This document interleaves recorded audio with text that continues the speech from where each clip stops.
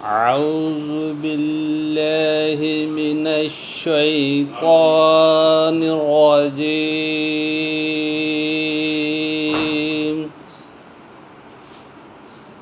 بسم الله الرحمن الرحيم.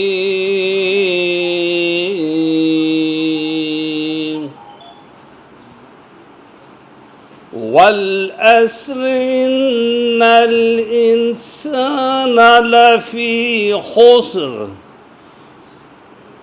إلا الذين آمنوا وعملوا الصالحات وتواصوا بالحق وتواصوا بالصبر. صدق الله المولانا العظيم.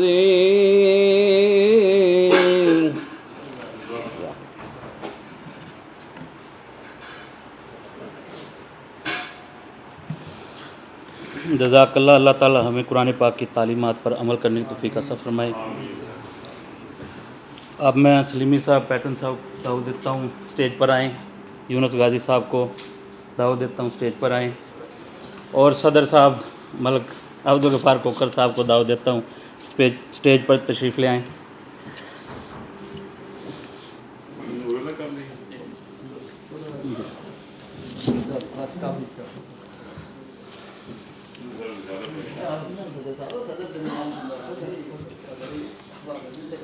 हर महफ़िल की रौनक नाते मुस्तफ़ा से दुबाला होती है। आइए दुरूद सलाम की खुशबू से आज की इल्म नशिस्त का आगाज़ करते हैं। मैं हाजी फ़ारूक साहब से गुजारिश करता हूं कि वो आए और नाते मकबूल पेश करें।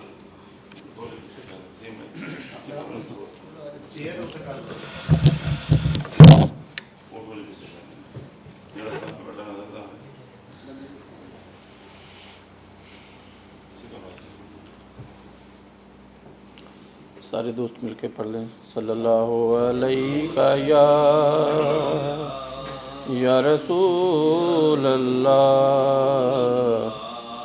वसल्लम अलैका या हबीब अल्लाह।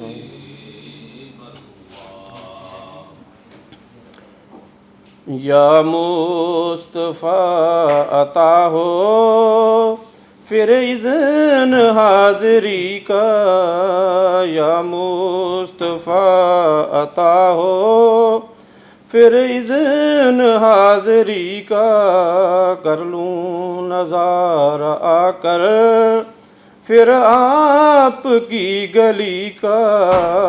कर लूँ नज़ारा आकर फिर आपकी गली का।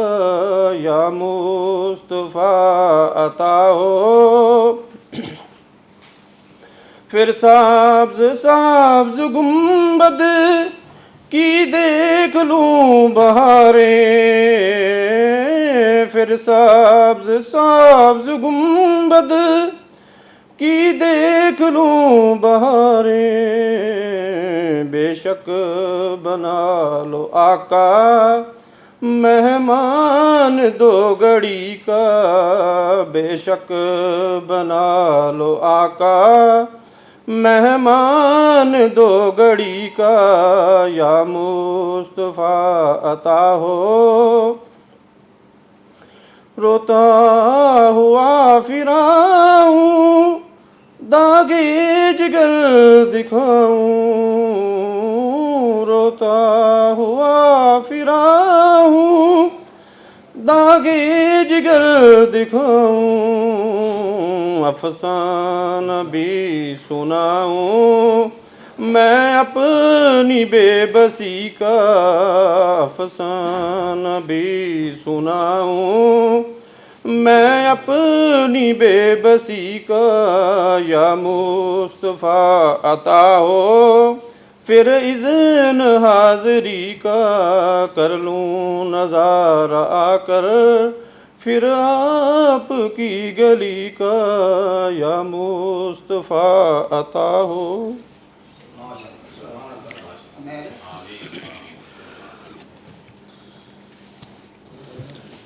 जज़ाकल्लाह। अल्लाह ताला हमारे दिलों को मोहब्बत रसूल से भर दे, आमीन।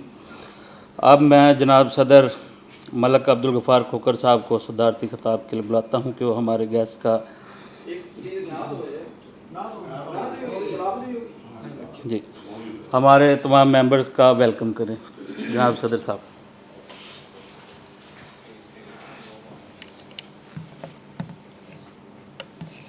औज़ुबिल्लाहिमिनश्शैतानिर्रजीम बिस्मिल्लाहिर्रहमानिर्रहीम। सबसे पहले मैं तमाम मुअज़्ज़ज़ मेंबरान का तहे दिल से मशकूर हूँ कि जिन्होंने इतनी मसरूफ़ियत के बावजूद हमारी कॉल पर लबैक किया और यहाँ पर तशरीफ़ लाए। तो तमाम दोस्तों को मैं वेलकम करता हूँ टैक्स बार की तरफ से। दूसरा, आज का चूँकि पोस्ट बजट सेमिनार के मुताबिक मैं बिलखसूस हाफ़िज़ सईद साहब, मोहसिन साहब और इमरान गाज़ी साहब, क्योंकि सईद साहब ने सेल टैक्स की अमेंडमेंट की बाबत उन्होंने जनाब यहाँ पर दोस्तों को अवेयरनेस देनी है। इसके साथ मोहसिन साहब तशरीफ़ फरमा हैं, इन्होंने जनाब इनकम टैक्स की जो अमेंडमेंट्स है उसके बाबत मतलब है वो सारी डिबेट देंगे। और इमरान गाज़ी साहब जो है जो PRA की जो अमेंडमेंट है उसके मुताबिक, तो मैं इन तीनों दोस्तों का बिलखसूस गाज़ी साहब, अब्दुल वहीद सलीमी साहब, तमाम दोस्तों का जनाब, और खालिद गाज़ी साहब का जनाब आज काफ़ी अर्सा बाद जनाब इनकी शक्ल देखी है, तो मसरूफ़ियत की वजह से पहले नहीं आ पाए, और तो उनकी बड़ी मेहरबानी। अख्तर गाज़ी साहब जनाब काफ़ी अलील थे, वो भी तशरीफ़ लाए। चुगताई साहब, मोहसिन साहब, जनाब खालिद साहब, सारे दोस्तों का ख़ास तौर पर शायद महमूद साहब, वो भी काफ़ी अलील थे, अल्लाह ताला उनको सेहत कामला दे। तो मैं तमाम दोस्तों का तहे दिल से मशकूर हूँ, और मेरी कोशिश ये है कि जनाब हमारी कोऑर्डिनेशन इसी तरह रहे, कम्युनिकेशन गैप नहीं आना चाहिए। तो जिस दोस्त को कोई भी मसला हो तो जनाब हमारे साथ शेयर करें, हमको लेटर लिखना है, कुछ भी है, हर जगह पे जनाब हम खड़े हैं। हम सारे एक फैमिली मेंबर हैं और फैमिली के मुताबिक हैं, तो जो भी किसी दोस्त को कोई मसला हो तो उसके मुताबिक मतलब है। आज एक नई सजेशन आई है, मैं मौके की मुनासिबत से बात कर लेता हूँ। तो ये खालिद साहब ने अर्ज़ की है जनाब भाई खाने जो चन्नू का जो ऑफिस है ना, वो कहते हैं वो मतलब एक्सेस है वो उसको ख़त्म करवाना चाहिए। तो लिहाजा अगर दोस्त चन्नू वाले ख़ास तौर पर अगर वो कहते हैं कि वो उनका लेटर लिखना है तो हम लेटर लिख के CC कमिश्नर चीफ़ को कर देते हैं। तो वहाँ अगर ज़रूरत नहीं है वो ऑफ़िस की, पहले ऑलरेडी बना हुआ है, तो अगर आप दोस्त सारे इस बात पे एग्री हैं कि मियाँ चन्नू में ऑफिस नहीं होना चाहिए इनकम टैक्स का, तो ये खानेवाल में होना चाहिए, तो उसके बाबत आपने राय देनी है। तो वो अगर कहेंगे तो हम लेटर लिख के वो भी उसकी अमेंडमेंट करवा देंगे। जी वो उसमें मैं बता देता हूँ जनाब, अभी तक वैसे बताना तो बाद भी है। बार रूम के लिए मैंने एप्लीकेशन सब दे दी है, डिस्कस हमारी हो गई है, चीफ साहब से भी बात होगी, उन्होंने लेटर भी लिख दिया है, और जो इधर डिस्ट्रिक्ट ऑफिस है वहाँ से डिस्कस भी हो गया है। अभी दोबारा एक मीटिंग होनी है, उन्होंने कहा हम डिस्कस कर लें, उसके बाद एक मीटिंग होगी। तो मुलाकात हुई थी उसके ऑफिस में एक काम के सिलसिले में, तो वो कह रहे कि उन्होंने कहा कि हमारे पास जगह नहीं है, ये है वो। मुझे एक दफ़ा मौका दो सदर का, तो देखो कैसे बाथरूम बंद है, दफ्तर भी खत्म होते हैं यहाँ से। आपके सदर खाला यूनुस गाजी साहब बैठे के ऊपर एक दफ़ा चांस दो सदर का, देखो यहाँ पे होता क्या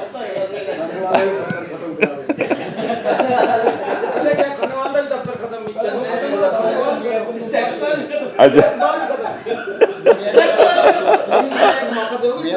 सोच लेंगे उससे ज्यादा दोस्त सारे अपने दोस्त पहले वो मैं इसलिए मैंने बात कर दी, मौका दें हम आपको बता देंगे। जी जी फरमाएं सर फरमाएं। कमिश्नर मुल्तान को एक दो मीटिंग में गया था कंप्लेंट के सिलसिले में। जी जी सर। वो कहते हैं कि आपको ना खानेवाल का अफसर बना दें। मैं क्या ये महकमे इनकम टैक्स से ऊपर आसान होएगा मेरा। वो कहते किस तरह, मैंने कहा तू क्या क्या बुलाया मैंने, तू देते एक जिन्हें रेवेन्यू इकट्ठा करदा मैं इन्हें खाने वालों इकट्ठा करदा हूँ। क्या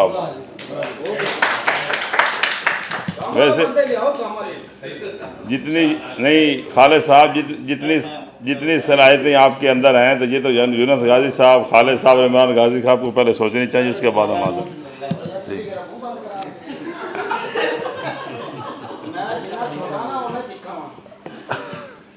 अच्छा हमने ना वैसे बार रूम के लिए लेटर लिख दिया है, और दूसरा QR स्कैनर के लिए भी लिख दिया है सारा। ये जो है मेहमान खुसूसी बुलाया आपने, परमिशन से बुलाया कौन सा, ये खावर सर परमिशन है सर, कोई मसला नहीं। ठीक है जी, आखिर में फिर तमाम दोस्तों का शुक्रिया, मेहरबानी। आओ जी सेक्रेटरी थोड़े पीछे कर ना थोड़ा सा रास्ता ਤੇ ਮੈਨੂੰ ਤਾਂ ਕੱਢ ਸਕਦਾ 16 ਤੋਂ ਤੁਸੀਂ ਨਾ ਆਵੇ ਨਾ ਕੋਈ ਵੱਡਾ ਪਾਵੇ सदर साहब आपके ख्यालात का बहुत शुक्रिया। ਦੱਸੋ ਜੀ अब ਜਨਰਲ ਸੈਕਟਰੀ ਸਾਹਿਬ ਮੈਂ ਮੈਂਬਰ ਹੂੰ ਬਾਹਰ आप मेंबर होंगे सर? फीस तो जमा नहीं हुई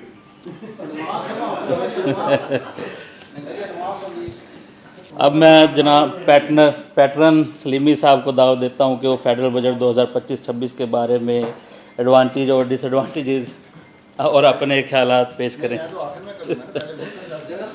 आप आ जाए बाद में। एक ही लेटर पैड और बॉल पॉइंट भी होनी चाहिए सबके आगे नहीं नोट से ना हो को बुलाएं जो आखिर में पॉइंट रहा है मैं लिख के लाया हूँ लेकिन वो मेरे आखिर में चलो मौसम साहब को बुला लो क्या रह गया वो जो डिस्ट्रीब्यूशन और डॉक्यूमेंट करना है ना वो दूसरा भाई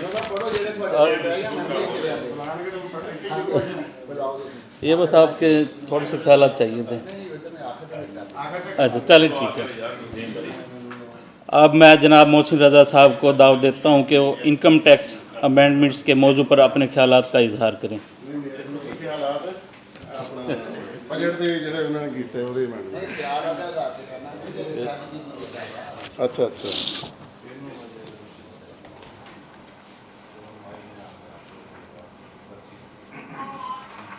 बिस्मिल्लाहिर्रहमानिर्रहीम।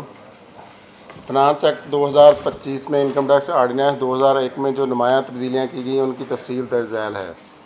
नंबर 1 सेक्शन 2 में एक नई क्लास 17C डाली गई है जिसमें डिजिटली डिलीवर्ड सर्विसेज की तारीफ़ की गई है। डिजिटली डिलीवर्ड सर्विसेज का मतलब है कोई सर्विस, ये इसकी तारीफ़ है, कोई सर्विस जो इंटरनेट इलेक्ट्रॉनिक नेटवर्क के ज़रिए दी जाए जिसकी डिलीवरी ऑटोमेटेड, खुदकार या कम अज़ कम इंसानी मुदाखलत के ज़रिए हो। इसमें शामिल हैं मंदरज़ झैल services, music, audio and video streaming services, cloud services, online software application services delivered through online interpersonal interaction जैसा टेली मेडिसन और ई लर्निंग वगैरह। आगे online banking services, architectural design services, research and consultancy reports, accounting services in form of digital files और any other online facility. ये सारी उसकी अपना तरीक़ में शामिल की गई डिजिटल डिलीवर्ड सर्विसेज की, नीचे जितनी बयान की गई। सेक्शन 2 में एक नई क्लास 19AA डाली गई है जिसमें ई कामर्स की तारीफ़ की गई है। ई कामर्स का मतलब है अशिया और सर्विसेज की ख़रीदो फरोख्त जो कंप्यूटर नेटवर्क के ज़रिए हो और कंप्यूटर में मखसूस डिज़ाइन का एक तरीक़ाकार मेथड जो मोबाइल एप्लीकेशन और वेबसाइट पर ऑर्डर करने और वसूल करने के लिए इस्तेमाल हो। यानी कि ऑर्डर करने के लिए ऑनलाइन जो मोबाइल एप्लीकेशन और वेबसाइट पे उसका मेथड हो ख़ास बना हुआ और वसूल करने के लिए भी। अच्छा, आगे सेक्शन 4A-B में एक नई प्रीव्यू डाली गई है जिसके तहत अब 1 करोड़ से ज़ायद सैलरी आमदन पर सरचार्ज की शरह 10% से कम करके 9% कर दी गई है। पहले ये 10% थी, अब 9% इस साल कर दी गई है। Section 6A tax on payment for digital transaction for e commerce पे जो टैक्स लगाया है उन्होंने इस दफ़ा ज़्यादा उसी पे जोर है, तो उस पर क्या कैसे उसका तरीक़ेकार नीचे बयान किया गया। हर शख्स जो ऑनलाइन प्लेटफार्म के ज़रिए पाकिस्तान में डिजिटली तौर पर अशिया सर्विसेज फ़रोख्त करेगा उस पर फर्स्ट टूल के पार्ट 1 की डिवीज़न 4A के तहत टैक्स चार्ज होगा जिसकी तफसील दर्ज झैल है। डिजिटल मीन्स या बैंकिंग चैनल के ज़रिए अदायगी की सूरत में ग्रास वैल्यू का 1% चार्ज होगा। यानी कि अगर वो चीज़ या फ़रोख्त करते हैं सर्विसेज और बैंक के ज़रिए या ऑनलाइन पेमेंट अगर उनको करते हैं तो फिर उनका 1% टैक्स वो कंपनी काटेगी, बैंक या जिसके ज़रिए वो कर रहे हैं। अच्छा, दूसरा है कुरियर सर्विस के ज़रिए, जैसे अक्सर हम करते हैं कैश ऑन डिलीवरी पे पेमेंट करते हैं तो इस पे उनका 2% टैक्स चार्ज होगा उस पर। बैंक के ज़रिए 1% है और कैश ऑन डिलीवरी पे 2% चार्ज होगा। मज़ीद ये कि एक्सपोर्ट प्रोसीड सेक्शन 154 और 54A के तहत विद होल्डिंग इस सेक्शन के तहत नहीं आएगी। ये 154A जो है ये बाहर अगर सर्विसेज करते हैं तो उस पर टैक्स कटता है, वो इससे अलहदा है। ये पाकिस्तान में है, वो बाहर है। सेक्शन 8 में अमेंडमेंट की गई है। सेक्शन 6 को शामिल किया गया जिसमें सेक्शन 6 की आमदन पर फाइनल टैक्स होगा। पीछे जो सेक्शन बयान किया गया टैक्स ऑन ई कामर्स, वो फाइनल टैक्स होगा, जो कर रहा है उसका टैक्स कटेगा, वो फाइनल टैक्स होगा 1% और 2%। ये उसको सेक्शन 8 में शामिल कर लिया गया। सेक्शन 12 में 2A के बाद नया सब सेक्शन 2A डाला गया है। Sub section 2A sub section 2 की शेक F के तहत पेंशन की सूरत में पिछले एम्प्लॉयर से अगर एक टैक्स ईयर के दौरान 1 करोड़ से ज़ायद पेंशन मिलेगी तो उस पेंशन पर फाइनल टैक्स के तौर पर टैक्स लगेगा, जिसका टैक्स रेट 1 करोड़ से ऊपर जो रकम होगी उस पर 5% के हिसाब से होगा। और अगर फ़र्द की उम्र, इंडिविजुअल की उम्र 70 साल से ज़्यादा होगी या 70 साल होगी तो उस पेंशन पर यानी कि एग्जाम्प्ट होगा, टैक्स चार्ज नहीं होगा। तो ये एक टैक्स लगाया उन्होंने इस पे, पेंशन पे। अच्छा, आगे है सेक्शन 21। सेक्शन 21 में एक नई शेक क्यू डाली गई है, जिसके तहत अगर कोई शख्स किसी ऐसे शख्स से ख़रीद करेगा जिसके पास एनटीए नहीं होगा तो वो उस ख़रीद पर जो इनकम टैक्स की रिटर्न में खर्चे क्लेम करेगा उसका 10% डिसअलाउ हो जाएगा, ये अपना एनटीएन के बगैर अगर करेगा। लेकिन ये शेक सिर्फ ज़रूरी पैदावार की ख़रीद जो मिडल मैन से करनी है, जैसे आड़ती से अगर कोई फैक्ट्री वगैरह ख़रीदती है तो उस पर लागू होगा। अगर डायरेक्ट ज़रूरी अपना ज़िम्मेदार से ख़रीदते हैं तो फिर ये लागू नहीं होगा। ये मिडल मैन से ख़रीदने पे 10% उसका होगा अगर वो एनटीएन के बगैर ख़रीदता है तो। हाँ जी, डिसअलाउ हो जाएगा। सेक्शन 21 में एक नई शेक एस डाली गई है, जिसके तहत एक टैक्स गुजार अशिया की फ़रोख्त एक या एक से ज़ायद ट्रांजैक्शन की अगर एक इनवाइस, सिंगल इनवाइस होती है जो 2 लाख से ज़ायद होगी और बैंकिंग चैनल की वसूल नहीं करेगा तो उस फ़रोख्त की सूरत में अगर कैश वसूल करेगा तो उस फ़रोख्त के मुतलका खर्चे क्लेम करेगा तो उसमें 50% डिसअलाउ हो जाएगा। यानी कि इसकी बड़ी खप डली हुई है, अलग-अलग तशरीह हो रही है। लेकिन ये मेरे ख्याल में कंपनी जो पेमेंट वगैरह करेंगी लोग, एक इनवाइस इसमें ज़रूरी है कि एक इनवाइस पे अपना अगर 2 लाख से ज़्यादा होगी तो फिर बैंक के ज़रिए लेना लाजमी है। और आगे इधर जो दुकानें वाले या डिस्ट्रीब्यूटर सब पे ही लगा है, लेकिन उनकी अगर सिंगल इनवाइस 2 लाख से कम है तो फिर उनको कर सकते हैं। अगर फ़र्ज़ करें किसी चीज़ की प्रोडक्ट की प्राइस ही 5 लाख है तो वो उनके लिए फिर बैंक के ज़रिए लाजमी है लेना। फ़र्ज़ करें को अपना कोई एसी इतने का होता है, 5 लाख का दुकान वाला सेल करता है तो थ्रू बैंकिंग चैनल उसके लिए पैसे लेना लाजमी है, नहीं तो उसका 50% डिसअलाउ हो जाएगा दुकानदार का भी। ये खर्चों का होगा या प्रक्रिया का भी होगा उसमें क्या? नहीं, मेरे ख्याल में तो ये खर्चों का होगा। हाँ जी, जो उसमें उसके मुताबिक जो खर्चे क्लेम करेंगे उसमें से होगा। हाँ जी। सेक्शन 56A में एक नई प्रोविज़न डाली गई है कि कारोबारी लॉस की एडजस्टमेंट इनकम प्रॉपर्टी के अगेंस्ट नहीं होगी, कि कारोबारी एडजस्टमेंट उसमें करते थे वो अब उसकी डिसअलाउ कर दिया है, वो नहीं उसमें एडजस्ट नहीं होगी।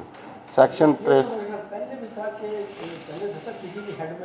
वो कर दे। हाँ जी जी जी जी जी, नहीं प्रॉपर्टी का तो प्रॉपर्टी का है, इस साल ख़त्म किया है। हाँ जी, पिछले साल भी हमने किया, वो बिज़नेस का लॉस, वो प्रॉफिट पे ना टैक्स रेट बहुत ज़्यादा बनता था तो बिज़नेस पे थोड़ा सा लॉस दिखा के उसको फिर कवर किया। पिछले साल तो ठीक, लेकिन ये प्रॉपर्टी का उन्होंने डिसअलाउ कर दिया। ये ना प्रॉफिट पे वो 50 लाख से ऊपर ज़्यादा कर दिया ना रेट उन्होंने, था तो टैक्स बहुत ज़्यादा बनता था, फिर वो कारोबार में लॉस किया। जी जी, नॉर्मल में डाल दिया तो फिर टैक्स रेट बहुत ज़्यादा बन रहा था, तो फिर उन्होंने टैक्स बहुत ज़्यादा बन रहा था। टैक्स रेट भी सर हाई हो गया ना, फिर वो जब टैक्स रेट भी हाई हो गया ना तो फिर वो अपना बिज़नेस में लॉस करके तो उसको फिर किया। सेक्शन 63A में मुताबिक जिसके तहत 2500 स्क्वायर फुट मकान के लिए या 2000 स्क्वायर फुट फ्लैट बनाने के लिए हाउसिंग लोन पर अदाशुदा सूद की वजह से फार्मूले के तहत टैक्स में छूट दोबारा बहाल कर दी गई है। इस कानून का इतलाक़ सिर्फ इंडिविजुअल पे होगा। हाँ जी, टैक्स क्रेडिट का वो कर दिया उन्होंने, फार्मूला दिया हुआ नीचे, उसके तहत वो होगा उसको। सेक्शन 114C नया सेक्शन डाला गया है। इसमें एक नया सेक्शन अब जो इनएलिजिबल पर्सन की है वो ये नया सेक्शन डाला है। सबसे सेक्शन 114C के तहत मखसूस लोगों पर इकनॉमिक ट्रांजैक्शन करने पर पाबंदी लगाई गई है, जिसकी तफसील दर्ज है। उसमें 1A है, ए जो है सब क्लास उसकी, किसी गाड़ी की बुकिंग, ख़रीद या रजिस्ट्रेशन की दरख्वास्त अगर उसकी मालियत 70 लाख से ज़्यादा होगी तो मुतलका मैन्युफैक्चरर या एक्साइज एंड टैक्सेशन रजिस्ट्री उस इनएलिजिबल पर्सन की कबूल या प्रोसेस नहीं करेगा। अगर इनएलिजिबल पर्सन है तो उसकी फिर वो 70 लाख से ऊपर जो गाड़ी है ना तो नाम करेंगे और ना उसकी वो अप्रूव करेंगे। हाँ जी। दूसरा B है, इसमें किसी इनएलिजिबल पर्सन की इमूवेबल प्रॉपर्टी की ट्रांसफ़र की रजिस्ट्री या इंतकाल कोई भी जिम्मेदार अथॉरिटी नहीं करेगी अगर इसकी वैल्यू 10 करोड़ से ज़्यादा होगी, यानी कि 10 करोड़ से ऊपर इनएलिजिबल पर्सन वो प्रॉपर्टी नहीं ले सकता। C है, किसी इनएलिजिबल की म्यूचुअल फंड या सिक्योरिटीज़ या इस तरह की इन्वेस्टमेंट का अकाउंट कोई मजाज शख्स ओपन या मेंटेन नहीं करेगा। अगर उसकी टोटल इन्वेस्टमेंट 5 करोड़ से ज़ायद होगी। डी है, उसमें किसी एलिजिबल पर्सन को किसी भी बैंक अकाउंट में 1 साल के दौरान 10 करोड़ से ज़ायद रकम निकालने की इजाज़त नहीं होगी। अच्छा, इसमें अब वो आगे उसकी डेफिनेशन वगैरह सब सेक्शन 2 इसका जो सब सेक्शन है उसमें एक चेक ए अपना सब सेक्शन की चेक नॉन रेजिडेंट पर्सन और पब्लिक लिमिटेड कंपनी पे लागू नहीं होगी मासवाए क्लास डी जो आखिर में बयान की है। उसके अलावा नॉन रेजिडेंट पर्सन और पब्लिक लिमिटेड कंपनी पे ये अप्लाई नहीं होते। अच्छा, आगे सब सेक्शन 3 है।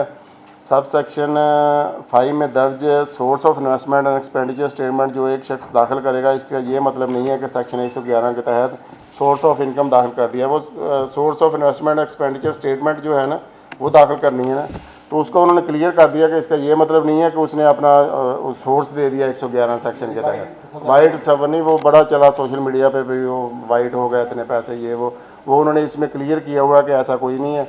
वो सोर्स ऑफ इन्वेस्टमेंट और चीज़ है, अपना जो स्टेटमेंट है वो सिर्फ इस सेक्शन के लिए अप्लाई होगी 114C के लिए। बाकी अगर किसी का सोर्स नहीं पूरा होता वो 111 सेक्शन में डील होगा। अच्छा, सब सेक्शन 4 एलिजिबल पर्सन की डेफिनेशन उन्होंने की है। इस सेक्शन के तहत एलिजिबल शख्स वो होगा जिसने सब सेक्शन 1 में दर्ज ट्रांजैक्शन से फौरी पिछले साल की इनकम टैक्स की रिटर्न दाखिल की हो। एक तो ये शर्त है कि पिछले साल की उसने इनकम टैक्स की रिटर्न दाखिल की हो, और फ़र्द की सूरत में उसकी वेल्थ स्टेटमेंट में, इंडिविजुअल की सूरत में उसकी वेल्थ स्टेटमेंट में काफ़ी वसाइल हों, और काफ़ी वसाइल की भी नीचे डेफिनेशन की है उन्होंने। और कंपनी या EOP की सूरत में फ़ाइनेंशियल स्टेटमेंट में काफ़ी वसाइल दर्ज हों। ये एक शर्त रखी है उन्होंने एलिजिबल पर्सन की। और दूसरी ये है कि उसने source of investment expenditure statement दाखिल करे जिसमें काफ़ी वसाइल डिक्लेयर हों इस मखसूस ख़रीद या इन्वेस्टमेंट ट्रांजेक्शन करने के लिए जो सब सेक्शन की क्लास A, B, C में दर्ज हैं। अच्छा, आगे फिर इमीडिएट फैमिली मेम्बर भी उन्होंने शामिल किए हैं इंडिविजुअल के साथ। इंडिविजुअल की सूरत में एलिजिबल पर्सन में इमीडिएट फैमिली मेम्बर, वालदैन, स्पाउस और डिपेंडेंट बच्चे उसमें शामिल किए हैं उन्होंने, कि ये भी उसके साथ हो सकते हैं एलिजिबल पर्सन के। अच्छा, इनएलिजिबल पर्सन की डेफिनेशन वही है कि जो शख्स A क्लास में एलिजिबल नहीं है वो सब इनएलिजिबल होगा। अच्छा, source of investment expenditure statement FBR का एक वेब पोर्टल पे एक डिक्लेरेशन होगा जो एक शख्स फाइल करेगा इस ट्रांजेक्शन करने के लिए फ़ंड का सोर्स दर्ज होगा, उसमें वो सारा फिल करके वो दर्ज किया दाखिल करना पड़ेगा उसका बंदे का। अच्छा, सफिशेंट सोर्स की उन्होंने जो डेफिनेशन की है, सफिशेंट सोर्स का मतलब है 130% कैश या इसके बराबर असासे, यानी कि जितना उसने प्रॉपर्टी ख़रीदनी है उसके 130 गुना उसमें होना चाहिए, 130% उतना ज़्यादा कैश के बराबर या असासे, लोकल करेंसी, गोल्ड की fair market value, stock, bonds, वाजिबुल वसूल या कोई कैश के मसावी असासा पर मुश्तमिल जो उस शख्स ने source of investment expenditure state में दिखाया हो या उसकी लेटेस्ट वेल्थ स्टेटमेंट में इतने हों 130%। हाँ जी, ज़्यादा कर दिया उससे कि इतने ज़्यादा उसके असासे हों।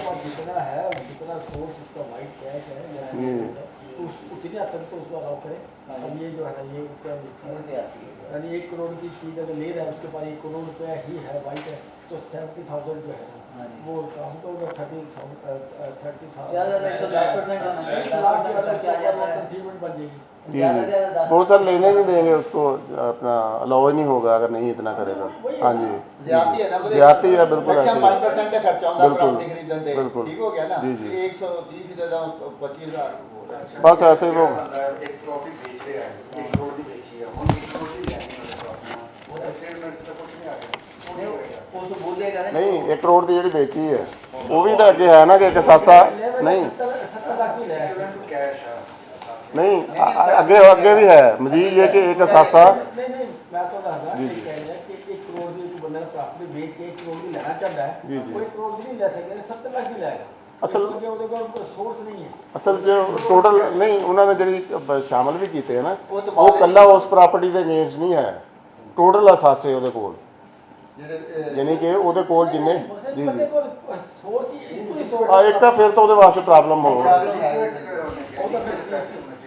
गोल्ड है या कैपिटल है टोटल यार ठीक है, भाई साहब की गल ठीक है कि प्रॉब्लम पे आ गया ना, प्रॉब्लम आ गया कि अगर ਉਹਦੇ ਕੋਲ एक ही है 1 करोड़ एक ही प्रॉपर्टी है, अगर वो ही सेल करके ले रहा फिर तो वो नहीं उन्हें जांच नहीं होएगी। ਇਹਨੂੰ ਸਿਰਫ ਇਕੱਲਾ ਕਹਿੰਦੇ ਦੇਖ ਕੇ ਜਿੰਨੇ ਦੀ ਪ੍ਰਾਪਰਟੀ ਲੈਦਾ ਪਲੱਸ ਓਵਰਹੈਡ हाँ जी हाँ ਉਹਨਾਂ ਹੋ ਜਾਂਦਾ 130% ਤਾਂ ਜ਼ਿਆਦਤੀ ਹੈ वैसे। 8% ਲਾ ਲਓ ਜਿੰਨਾ जो का जो नहीं ਜਿਹੜੇ एक्सपेंडिचर वो तो डॉक्यूमेंटेड है ना। हाँ जी, हाँ जी। एक ना ज़्यादा बर्डन डालिया उसके ऊपर ना, काम खा 130% अगर नहीं बहुत ज़्यादा। हाँ जी, यानी कि जितने खर्चे बस उन्ना के उसका कर लेंगे। अच्छा फिर ਜਿਹੜੇ ਅਸੀਂ ਨਹੀਂ ਉਹ ਵੈਲਿਊ ਵਗੈਰਾ ਸ਼ੋਅ ਕਰਦੇ ਕੋਈ ਲੈਦਾ ਮਸਲਾ ਵਿਰਾਸਤੀ ਵਗੈਰਾ ਦਾ। ਹੁਣ ਤਾਂ ਦਿਖਾਣੀ ਹੈ ਹਾਂਜੀ ਗੋਲਡ ਹਾਂਜੀ ਹਰ ਚੀਜ਼ ਦੀ ਵੈਲਿਊ ਹੁਣ ਹਾਂ ਹਾਂਜੀ ਹਾਂ ਉਹਦੀ ਕਰੰਟ ਵੈਲਿਊ ਤਾਂ ਬਣਦੀ ਹੈ ਕਰੋੜਾਂ ਚ। ਬਿਲਕੁਲ ਤੇ ਇਹ ਆਏ ਕਿੱਥੋਂ ਤੁਹਾਡੇ ਕੋਲ ਆਏ ਕਿੱਥੋਂ ਪਲੱਸ ਵੈਲਿਊ ਉਸ ਦੇ ਮੁਤਾਬਕ ਫਿਰ ਉਹ ਕ੍ਰਾਸ ਮੈਚ ਵੀ ਹੁਣ ਕਰਨਗੇ ਕਿ ਤੁਹਾਡੇ ਕੋਲ ਅਸਾਸੇ ਉਹ ਕ੍ਰਾਸ ਮੈਚ ਵੀ ਕਰਨੇ। नहीं वो नहीं पूछेंगे देखो सारी ਪੁੱਛਣਗੇ ਉਹ ਜਿਹੜਾ ਕਰਨ ਲੱਗੇ ਨਾ ਉਹ ਜੋ ਕਰਨ ਲੱਗੇ ਆ ਉਹਦਾ ਮਤਲਬ ਇਹ ਹੈ ਕਿ ਵੈਲਥ ਸਟੇਟਮੈਂਟ ਤੁਹਾਡੀ ਆ ਰਹੀ ਹੈ ਇੱਕ ਮਿੰਟ ਕਰ 10 ਲੱਖ ਤੋਂ 1 ਕਰੋੜ ਦੀ ਜਾਂ 50 1 ਕਰੋੜ ਦੀ ਵੈਲਥ ਸਟੇਟਮੈਂਟ ਆ ਰਹੀ ਜਿਹਦੇ ਤੇ ਗੋਲਡ ਦੀ ਕੋਈ ਵੈਲਿਊ ਨਹੀਂ, ਹੋਰ ਚੀਜ਼ਾਂ ਦੀ ਵੈਲਿਊ ਕੋਈ ਨਹੀਂ। ਹੁਣ ਜਦੋਂ ਤੁਸੀਂ ਉਹਦੀ ਵੈਲਿਊ ਪਾਓਗੇ ਕਰੰਟ ਰੇਟ ਦੇ ਮੁਤਾਬਕ ਉਹ 1 ਕਰੋੜ ਦੀ ਬਜਾਏ 8 ਕਰੋੜ ਤੇ ਚਲੀ ਜਾਣੀ, 7 ਕਰੋੜ ਤੇ ਚਲੀ ਜਾਣੀ। ਉਹ ਹੁਣ ਇਹ ਕਹਿੰਦੇ ਤੁਸੀਂ ਇਨਕਮ ਦਿਖਾ ਰਹੇ ਹੋ 50 ਹਾਂਜੀ ਹਾਂਜੀ 5 ਲੱਖ 6 ਲੱਖ ਹਾਂਜੀ ਇੰਨੇ ਐਸੈਟ ਕਿੱਥੋਂ ਜਨਰੇਟ ਤੇ ਇਹ ਸਾਰਾ ਇਸ ਦੇ ਜ਼ਰੀਏ ਚੈੱਕ ਕਰਨਾ ਉਹਨਾਂ ਨੇ। नहीं मेरी गल सुनो ਇਹ ਸਹੀ ਕਹਿ ਰਿਹਾ ਖਾਲਾ। अपनी मेनू आ गई मैं उसकी विरासती शो की मैं उसकी वैल्यू नहीं शो की ਉਹ ਉਹ ਚੀਜ਼ जब शादी हुई 20 साल पहले शादी का सोना आ गया वो वालदैन वाला होता या ससुराल वाला वो शो हो गया वो तो हम नहीं बोल सकते ठीक है शादी हुई है सर जी आगे सिलेक्ट करने या रखने वास्ते उन्होंने क्राइटेरिया बनाना कि फर्ज करो बंदे दे 10 करोड़ के असासे 6 लाख आमदन दिखाता वो कहता यार तेरे इन्ने बड़े असासे है वैल्यू के हिसाब से बेशक जितों भी आए हैं रिस्क बढ़ गया हाई रिस्क हो गया हार्ट वास्ते। अगर 30 साल पहले कोई चीज़ खरीदी है उदों ये 10 लाख की थी ਹੁਣ ਉਹ 80 ਲੱਖ ਦੀ ਤੇ ਉਹਦੀ ਉਹ ਵੈਲਿਊ 10 ਹੀ ਰਹਿ ਗਈ ਉਹਦੀ ਸਰ ਮਾਰਕੀਟ ਵੈਲਿਊ ਵੀ ਲੈ ਰਿਹਾ 10 ਹੀ ਰਹਿ ਗਈ। ਉਹਦੀ ਵਜ੍ਹਾ ਹੈ ਨਾ ਕਿ ਉਹਨੇ ਕੈਸ਼ ਫਲੋ ਆਪਣਾ ਕੈਸ਼ ਰਿਕਨਸਾਈਲ ਕਰਨਾ ਹੁੰਦਾ। ਹਾਂਜੀ ਹਾਂਜੀ ਕੈਸ਼ ਦੇ ਵਿੱਚ ਸਰ ਨਾਲ ਨਾ ਮਾਰਕੀਟ ਵੈਲਿਊ ਵੀ ਲੈ ਰਹੇ ਹੈ ਇਸ ਦਫਾ ਫੇਰ ਮਾਰਕੀਟ ਵੈਲਿਊ ਮੌਜੂਦਾ ਵੀ ਲਾ ਰਿਹਾ ਵੈਲਿਊ ਤਾਂ ਜਿਹੜਾ ਨਾ ਉਹ ਤਾਂ ਉਹਦੇ ਸੋਰਸ ਬਣੇਗਾ ਨਾ ਉਹ ਰੀਕਨਸਾਈਲ ਨਹੀਂ ਉਹਦਾ ਕਰਨਾ ਸੋਰਸ ਬਣੇਗਾ ਨਹੀਂ ਸਰ ਉਹਨੂੰ ਨਾ ਰੀਕਨਸਾਈਲ ਨਹੀਂ ਕਰ ਰਹੇ ਉਹਨੂੰ ਮਾਰਕੀਟ ਵੈਲਿਊ ਲੈ ਰਿਹਾ ਫਿਰ ਕਹਿਣਗੇ ਤੇਰੇ ਕੋਲ ਇੰਨੇ ਸਾਸੇ ਆ ਤੂੰ ਇੰਨੀ ਥੋੜੀ ਆਮਦਨ ਦਿਖਾਈ ਵੈਲਿਊ ਦੇ ਹਿਸਾਬ ਨਾਲ ਸੋਰਸ ਨਹੀਂ ਪੁੱਛ ਰਹੇ ਹਾਈ ਰਿਸਕ ਕੇਸ ਹੋ ਜਾਏਗਾ ਆਗੇ ਸਿਲੈਕਟ ਕਰਨ ਵਾਸਤੇ। ਜਿਹੜਾ ਡਾਕੂਮੈਂਟਡ ਚੀਜ਼ ਹੈ ਨਾ ਜੀ ਜੀ ਜਿਵੇਂ ਡਿਫੈਂਸ ਸਰਟੀਫਿਕੇਟ ਲੈ ਜਾਂ ਕਿਸੇ ਨੇ ਉਹ ਚੀਜ਼ ਲਈ ਆ ਪ੍ਰਾਪਰਟੀ ਲਈ ਆ ਉਹ ਪਈ ਆ ਅਗਰ ਤੂੰ ਕਹੇ ਨਾ ਕਿ ਮੇਰੇ ਕੋਲ ਕੈਸ਼ ਜਿਹੜਾ ਨੇ ਇੰਨਾ ਵਾ ਜਾਂ ਗੋਲਡ ਇੰਨਾ ਵਾ ਉਹ ਹੁਣ ਨਹੀਂ ਚੱਲੇਗਾ ਉਹ ਨਹੀਂ ਹੁਣ ਚੱਲੇਗਾ।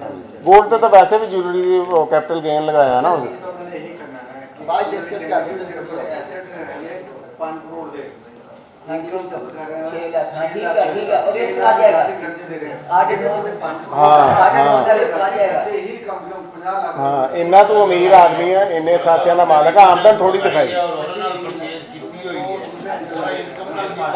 वो कहते हैं अच्छा जी आगे अपना नहीं आगे अपना 1D किसी भी एलिजिबल शख्स को वो तो नीचे हो ऊपर भी है जी वो नहीं ऊपर है 22 तो नीचे है हाँ जी वही जा रहा है हाँ जी हाँ जी किसी नहीं नेक्स्ट पेज 3 जी तीसरे पेज पे हाँ जी किसी एलिजिबल शख्स की म्यूचुअल फंड या सिक्योरिटी इन्वेस्टमेंट का अकाउंट कोई ये हो गया सफिशिएंट सोर्स अच्छा अच्छा अच्छा चार नंबर जी जी वो सर अगे है अगे आ रहा वो सैक्शन के मुताबिक है ना वो अच्छा मजीद ये कि एक असासा जो सब सेक्शन 1 में दर्ज है क्लास डी के अलावा जो कैपिटल एसेट के तबादले में ख़रीदा गया वो कैपिटल एसेट जो पहले वेल्थ स्टेटमेंट या सोर्स ऑफ फाइनेंशियल स्टेटमेंट में डिक्लेयर किया गया तो वो कैपिटल एसेट भी कैश इक्विवेलेंट असासा समझा जाएगा। ये तमाम पाबंदियाँ जो एक सेक्शन में बयान की गई हैं इस तारीख से शुरू होंगी जब फेडरल गवर्नमेंट नोटिफिकेशन जारी करेगा। ये आगे इसके आगे अभी लागू नहीं है नहीं अभी नहीं जब नोटिफिकेशन हाँ जी सेक्शन 122 सेक्शन सब सेक्शन 9 में शोकाज नोटिस जारी करने के बाद फैसले की मुद्दत जो 180 दिन थी पहले अब 1 साल कर दी गई है शोकाज नोटिस जारी करने के बाद। अच्छा फैसला करने के, हाँ जी, शोकाज नोटिस तो बाद फैसला करने की। हाँ अगे 106 हाँ जी के बाद लगातार हाँ जी हाँ जी हूँ एक साल कर दिता। अगर वो नोटिस पहले तो जारी हुआ तो 2 महीने पहले हाँ जी ਉਹਦੀ ਕੀ ਪੋਜੀਸ਼ਨ ਹੋਈ वो अपना पुराने जी चलेगा।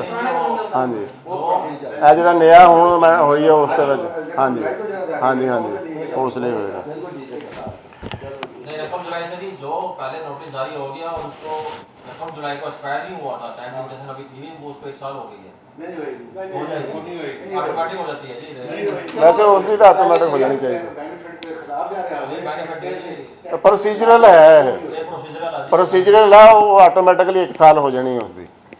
मैं कहता नहीं होया है भाई तो पहले था ਹੋਏਗਾ ਆਪਣੀ वो पिछला लाई चले नहीं, पिछला नहीं चलेगा, जब उसको एक्सटेंशन देने की लॉ में, तो फिर वो एक्सटेंडेड लॉ के मुताबिक हो जाएगा। चलो चलो ये फैसला करने फिर अगे अपील ढाई जाएगी। सौ में दस जाएगा ਇਹ ਨੋਨੀ ਇਮਰਾਨ ਉਹਦੇ ਸਾਰੇ ਕੇਸ ਦਾ ਹਵਾਲਾ मैं आधी बात ठीक है ਮੰਨ ਲਓ ਜੋ ਕਰਦੇ ਨੇ ਤਾਂ ਲਵਾ ਦੇ हाँ ये तो ही है चलो जी अच्छा इस सेक्शन 126A पिकनिक जुडिक्शन के मतलब जो सेक्शन 126A था उसको ख़त्म कर दिया गया। अपील के लिए सेक्शन 127 के तहत पुरानी पोजीशन बहाल कर दी गई, यानी कि डुअल स्टेज अपील सिस्टम बहाल कर दिया गया। वो पहले वाला जैसे था उसी तरह कुछ उसमें है हमारे। फर्क आ गया है जी जी कि वो जो है ना कमीशन यानी आईटीओ के फैसले के बाद जो है ना जी जी कमीशन अपील को अपील तो कर सकते हैं, हाँ, आप लेकिन अगर वो डायरेक्ट ट्रिब्यूनल जाना चाहे तो जा तो सकते उसकी अपनी मर्जी है कि अपना जी, एक फोरम जो है ना वो जी, जी। दायर करके जाना जाना चाहे वो जा सकता है, ये उसमें शामिल किया है। बंदा ऐसी बेवकूफ़ी करेगा नहीं। करेगा नहीं, वो भी शामिल किया है जिसमें। जी जी तो जब एक फोरम है हाँ जी उसको ज़ाया नहीं करेगा कोई बंदा भी। अच्छा सेक्शन 138 सेक्शन 138 में सेक्शन 3A डाला गया, जिसके तहत वाजिबुल अदा टैक्स जो इस ऑर्डिनेंस की किसी चेक या फैसला की सूरत में दर्ज झैल शराइत पूरी होने की सूरत में फौरी पेएबल हो जाएगा। केस में है अगर 3 एपलेट फोरम जिनमें हाई कोर्ट भी शामिल है डिपार्टमेंट के हक में हो जाए। बी है एपलेट फोरम में किसी एक फोरम में जो कम तरीन डिमांड कन्फर्म हुई वो रिकवर की जाएगी। सी उसमें है अगर टैक्स पेएबल 200 मिलियन से ज़ायद हो तो कमिश्नर किसी प्रोविजन में दिए गए टाइम के बगैर रिकवरी कर सकता है। अगर ऊपर वाली शर्तें पूरी हों तो फिर वो कर सकता है, यानी कि केस उसके हक में डिपार्टमेंट के हक में पहले 3 लास्ट बिल जो ऐसी हो गई तो डायरेक्ट सीगा पहले डायरेक्ट। हाँ जी ए हम लगाई जी जी जी जी यह तब्दीली सुप्रीम कोर्ट की जजमेंट आ गई है वन कोर्ट के ऊपर जी जी इसके आगे इसकी क्या अहमियत है वो तो अब देखते हैं ना क्या करते हैं जी, अब इन्होंने तो कर दिया है। अच्छा जी आगे आ गया सेक्शन 148। सेक्शन 148 में एक नई शिक डाली गई है जिसकी वजाहत की गई है, जिसमें वजाहत की गई कि अगर अशिया इंपोर्ट करने वाले पर डिजिटल प्रेजेंस लेवी एक्ट 2025 लागू होगा। ये 2025 में इन्होंने को लगाया डिजिटल वालों में, जिसकी सेक्शन 153 के तहत बयान किया गया और कलेक्ट कर लिया गया हो तो इस सेक्शन के तहत टैक्स नहीं कटेगा, यानी कि 148 के तहत फिर टैक्स नहीं कटेगा अगर उधर उसका टैक्स कट गया है डिजिटल प्रेजेंस लेवी एक्ट में। सेक्शन 149 में एक सब सेक्शन 1A डाला गया जिसके तहत कोई शख्स जो पिछले एम्प्लॉयर से पेंशन वसूल करेगा उसकी उम्र 70 साल से कम हो और वो रकम 1 करोड़ से ज़ायद हो तो उसकी अदायगी करने वाले अदायगी के वक्त जो रकम 1 करोड़ से ज़ायद हो उस पर 5% के हिसाब से टैक्स काटेगा। वो पीछे जो लगाया ये विद होल्डिंग सेक्शन है ना, वो इधर टैक्स कटेगा उसका। अच्छा सेक्शन 153 में नया सब सेक्शन 2A डाला गया जिसमें ऑनलाइन पर डिजिटल तरीके के ज़रिए अदायगी और कोरियर बिजनेस के ज़रिए अदायगी पर टैक्स कटौती का तरीक़ाकार बयान किया है, जिसमें first tool part 1 division 4A कहता है वही जो पीछे उसका ये कटौती है ऑनलाइन वालों की। अच्छा सेक्शन 153 में आप पब्लिक लिमिटेड कंपनी में 100% तक का एग्जाम्पशन सर्टिफिकेट जारी हो सकता है। पहले वो 80% था, वो पब्लिक लिमिटेड कंपनी में उन्होंने उसको दिया है कि 100% तक हो सकता है। वो अपना अब वो हो रहा है, पहले वो चालान जमा करवाना पड़ता था अक्सर का। पब्लिक लिमिटेड कंपनी जो आपको बता दें आम कंपनी जो है ये पब्लिक नहीं जी जी जी मेरे पास काफ़ी केस हैं जी जी उनमें कोई भी केस पब्लिक लिमिटेड मेरे पास नहीं। जी जी तो ये पब्लिक लिमिटेड कुछ जरूरी नहीं कि स्टॉक चेंज पे ही हो। जी जी स्टॉक चेंज पे जो है ना एक उसमें से पब्लिक लिमिटेड कंपनी होगी तो स्टॉक चेंज पे कोर्ट होगी वरना नहीं हो सकती। लेकिन इसके अलावा आम प्राइवेट कंपनी की तरह भी यानी उसकी रिक्वायरमेंट पूरी करते हुए जी जी तो अगर पब्लिक कंपनी बन जाती है कि बेनिफिट किसी को मिल रहा होता है वो बना लेता है जी तो होती है आम तरह की कंपनी, लेकिन स्टेटस उसका पब्लिक वाला होता जी। है। लेकिन उसकी कुछ शराइत कुछ ज़्यादा होती है जिसकी वजह से लोग बनवाते नहीं, प्राइवेट कंपनी नहीं है। जी जी तो सारे नहीं पढ़ाते हैं, सिर्फ पब्लिक वास्ते इन्होंने सिर्फ पब्लिक देखी भी नहीं हो रहा मैं मेरे को नहीं है कोई हाँ जी इन्होंने सिर्फ पब्लिक लिमिटेड कंपनी में किया, ये सिर्फ पब्लिक लिमिटेड कंपनी के लिए, प्राइवेट के लिए नहीं लिखा उधर, उधर लफ्ज़ पब्लिक लिमिटेड कंपनी।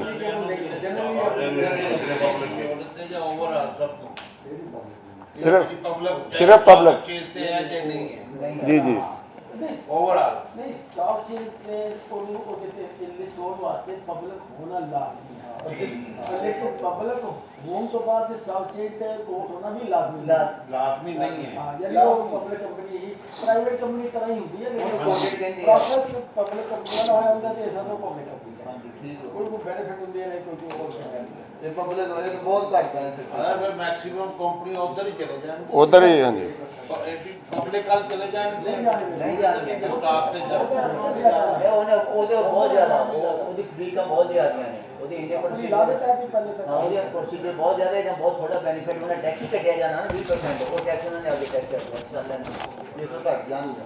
चलो जी सेक्शन 153(7) प्रिस्क्राइब पर्सन में नई क्लास M एंड N डाली गई है, जिसमें इंटरमीडिएरी पेमेंट और कुरियर सर्विस को शामिल किया गया और उनको डिफ़ाइन किया गया, यानी कि उनको विद होल्डिंग एजेंट बना दिया गया। वो जिन्होंने वो डिजिटल सर्विस वालों का टैक्स काटना है वो कुरियर वाले और दूसरे बैंक जो भी रेशो नहीं, वो तो जनरल ही है सर, नहीं रेशो कोई नहीं वो तो शामिल है। हाँ जी और 1% है बैंक के लिए और 2 जगह दिए 2 अल्लाह की होल्डिंग रेट तक बनाई जाती है कदे वो बनाता एफडीआर ने की काम करना कुछ भी नहीं होने की करना है। नहीं ਤੁਸੀਂ ਫੀਡ ਕਰਦੇ ਨਾ हाँ जी हाँ जी वो तो कुछ भी नहीं करते, ਹਰ ਚੀਜ਼ ਤੁਸੀਂ ਫੀਡ ਕਰਕੇ ਉਹਨਾਂ ਦੇ ਦੇ ਰਹੇ ਨੇ ਔਰ ਫਿਰ ਸੁੱਤੇ ਰਹੇ फिर सुते हो जिन्ने कानून बनाए इन्होंने किहड़ा अमल दरामद करते हो। उन्होंने पक्के वगैरह आप दे देना जो उन्हें खाना होगा। सेक्शन 159 में एक नया सेक्शन 1B डाला गया, जिसके तहत कमिश्नर किसी शख्स के बयान किए फार्म पर दरख्वास्त देने पर जिसकी आमदन 37(1)(a) के तहत टैक्स चार्जेबल नहीं होगा तो उसको किसी रहायशी प्रॉपर्टी के सेक्शन 236C के तहत एडवांस टैक्स पर एग्जाम्पशन सर्टिफिकेट जारी करेगा, बशर्ते कि इसमें शर्तें रखी हुई हैं वो अपना ये प्रॉपर्टी पिछले 15 साल से उसके ज़ाती रहायशी इस्तेमाल में होगी, पिछले 15 साल से उसकी वेल्थ स्टेटमेंट में डिक्लेयर होगी और ये टैक्स रिकॉर्ड के मुताबिक पिछले 15 साल से उसके ज़ाती रहायशी इस्तेमाल में होगी। ये अपना दिया एग्जाम्पशन उन्होंने, लेकिन वो 15 साल का वो सारा कुछ उनको हाँ जी को करेगा। हाँ जी नहीं एक इस्तेमाल हो एक रहायशी हो एक और रहायशी है कि 2 बारी इस्तेमाल आ गया, एक दफ़ा कटता उन्होंने नहीं नहीं वो एक दफ़ा हाँ जी जी जी ते टैक्स रिकॉर्ड ਦੇ ਵਿੱਚ ਸਾਬਤ ਵੀ ਕਰਨਾ ਸਰ ਕਿ ਰਿਹਾਇਸ਼ੀ ਹੈ, टैक्स रिकॉर्ड ਚ ਸਾਬਤ ਵੀ ਕਰਨਾ ਕਿ ਰਿਹਾਇਸ਼ੀ ਆਪਣਾ सर के उत्थे रिहायश रखी तुसीं उस मकान दे ਅਸੀਂ ਉਹ ਲਾਵਾਂਗੇ ਦੇਖੋ ਇੰਨਾ ਬਿੱਲ ਬਿਜਲੀ ਸਾਡੇ ਆਸਾਨ ਦਾ जी जी जी जी सर रिहायशी है ना, रिहायशी रिहायश रखी है तो ज़ाहिरी गल फिर वो 15 साल ਸਾਡੀ ਰਹਿائش ਨਹੀਂ 15 ਸਾਲ ਸਾਡੀ ਰਹਿائش ਹੋਣਾ ਜ਼ਰੂਰੀ ਆ। ਇੱਕ ਚੀਜ਼ ਆ ਜੀ ਅੰਦਰ ਇੱਕ ਹੀ ਪ੍ਰਾਪਰਟੀ ਹੋਵੇ ਬੰਦੇ ਕੋਲ हाँ 15 जी ਸਾਲ ਤੋਂ ਬਾਅਦ ਕੋਈ ਡਿਕਲੇਅਰ ਹੋਵੇ हाँ जी ਫਿਰ ਜਾ ਕੇ फिर जाके होएगी। 15 ਸਾਲ ਤੋਂ ਬੰਦਾ ਇੱਕ ਹੀ ਪ੍ਰਾਪਰਟੀ ਹੋਵੇ ਨਾ ਵੈਸੇ ਤੁਸੀਂ ਦੋ ਪ੍ਰਾਪਰਟੀਆਂ ਵਾ ਫਿਰ ਤੁਹਾਨੂੰ ਸਾਬਤ ਕਰਨਾ ਪੈਣਾ ਜੈਸਾ ਕਿ ਨਹੀਂ ਰੱਖੀ अगर एक हो गए रिहायशी फिर तो नहीं है ना। हाँ हाँ ਔਰ 15 ਸਾਲ ਤੋਂ ਵੈਲਥ ਵੀ ਜਮ੍ਹਾਂ ਕਰਾ वैल्थ भी जमा करवाना होवे पर पिछले 15 सालों के गोशवारे भी दाखिल करो। ਉਹ ਦੋ ਜਿਹੜਾ ਵੈਲਥ ਨਹੀਂ ਜਮ੍ਹਾਂ ਕਰਾਉਂਦੇ section 165C section 165C section 165C मुतारफ़ कराया गया, जिसके तहत ऑनलाइन डिजिटल पेमेंट करने वाले कुरियर वालों को ऑनलाइन डिजिटल पेमेंट करने वाले और कुरियर सर्विस वालों को पाबंद किया गया कि वो 165 की स्टेटमेंट दाखिल करें जिसमें ऑनलाइन बिजनेस वालों की मुकम्मल मालूमात फराहम करें। ये उनको भी हाँ जी हाँ जी वो स्टेटमेंट उन्हें दाखिल करनी जी। सेक्शन 175 सेक्शन 175AA डाला गया, जिसके तहत FBR पाकिस्तान के शेड्यूल बैंकों के साथ टैक्स डिक्लेरेशन का डेटा शेयर करेगा, जो बैंक डेटा बेस के ज़रिए क्रॉस मैच करेगा और बैंक में इस डेटा में जो फ़र्क आएगा उसका फाइनल रिज़ल्ट FBR को प्रोवाइड करेगा। ये तमाम इन्फॉर्मेशन पोशीदा रखी जाएगी और सिर्फ टैक्स मकसद के लिए। ये काफ़ी इसमें लंबा चौड़ा डाला हुआ वो उसको देगा, वो एल्गोरिदम के ज़रिए चेक करेंगे क्या कैसा बैंक अकाउंट चाह रहा है, फिर वो FBR को देगा, ऐसे करके ये सारा उसमें। ਗੱਲ ਇਹ ਹੈ ਕਿ FBR ਕਹਿੰਦਾ ਵੀ ਮੈਂ ਨਾ ਕੰਮ ਕਰਾਂ हाँ जी, बाकी ਤੁਸੀਂ ਕਰਕੇ ਦਿਓ। ਪਕਾ ਕੇ ਦੇ ਦਿਓ ਪਹਿਲੇ ਹੁਣ ਬੈਂਕ ਵੀ ਕਰਕੇ ਦੇਣਗੇ, ਯਾਨੀ ਕਿ ਬੈਂਕ ਵੀ ਕਰਕੇ ਦੇਣਗੇ ਉਹਨਾਂ ਨੂੰ, ਯਾਨੀ ਕਿ ਇੱਥੇ ਤੱਕ ਪਤਾ ਨਹੀਂ ਕੀ ਬਣਾਈ, ਕੁਛ ਨਹੀਂ ਕਰਨਾ, ਪੈਸੇ ਪੂਸੇ ਲੈਣੇ बस। अच्छा हाँ जी, ਕੌਣ ਦਿੰਦਾ 175C नया सेक्शन 175C डाला गया, जिसके तहत कमिश्नर किसी ऑफिसर या IR और किसी भी ओहदे के किसी दूसरे ऑफिशियल को किसी शख्स की पैदावार, सर्विस, सप्लाई, स्टॉक को चेक करने के लिए उस शख्स की कारोबारी जगह पर पोस्ट कर सकता है। यानी कि वो किसी भी ऑफिसर ਨੂੰ खतरनाक है, सेल टैक्स भी तो वही पहले भी तो हो ही रही है, पहले भी तो लगाया ही है, खतरनाक नहीं लेकिन ये किसी भी दुकान ਤੇ ਹੁਣ ਬਿਠਾ ਸਕਦੇ, ਯਾਨੀ ਕਿ ਪਹਿਲੇ ਤਾਂ ਹੈ ਸੀ ਨਾ ਸੇਲ ਟੈਕਸ, ਚਲੋ ਫੈਕਟਰੀਆਂ ਫੂਟੀਆਂ ਬਿਠਾਉਂਦੇ ਸੀ, ਹੁਣ ਤਾਂ ਜਿਹੜੀ ਮਰਜ਼ੀ ਦੁਕਾਨ ਤੇ ਬਿਠਾ ਦੇ। ਹਾਂਜੀ, ਸੇਲ ਟੈਕਸ ਰਜਿਸਟਰਡ ਦੇ ਵਿੱਚ ਹੁਣ ਸਰ ਕਿਸੇ ਵੀ ਕਾਰੋਬਾਰੀ ਜਗ੍ਹਾ ਤੇ ਕਿਸੇ ਨੂੰ ਵੀ ਬਿਠਾ ਸਕਦੇ, ਆਪਣੇ ਬਿਠਾ ਸਕਦੇ ਹਾਂ ਕਿਸੇ ਵੀ ਜਗ੍ਹਾ ਤੇ ਬਿਠਾ ਸਕਦੇ। ਦਫ਼ਤਰ ਆਏ ਜਿੱਥੇ ਬੰਦਾ ਬੈਠੇਗਾ ਸ਼੍ਰੀਮੀ ਸਾਹਿਬ ਦੇ ਨਾਲ ਉਹਨਾਂ ਨੂੰ ਪ੍ਰੈਕਟਿਸ ਕਰਨ ਲਾ ਦੇਣਾ ਕਿਸੇ ਨੇ। ਯਾਦ ਕਰਦਾ ਕਿ 1979 ਦੇ ਕਾਨੂੰਨ ਵਿੱਚ ਵੀ ਸੀ। ਹਾਂਜੀ। ਮੌਲਵੀ ਸਟਾਫ ਨੂੰ ਜਿਹੜਾ ਨਾ ਉੱਥੇ ਇੱਕ ਡਿਪਾਰਟਮੈਂਟ ਸਟੋਰ ਸੀ ਖਾਣੇ ਵਾਲੇ ਵਾਸਤੇ, ਉੱਥੇ ਮੌਲਵੀ ਸਟਾਫ ਨੂੰ ਬਿਠਾ ਦਿੱਤਾ ਗਿਆ ਸੀਗਾ। ਇਹ ਇਸੇ ਤਰ੍ਹਾਂ ਹੀ ਹੈ ਹੁਣ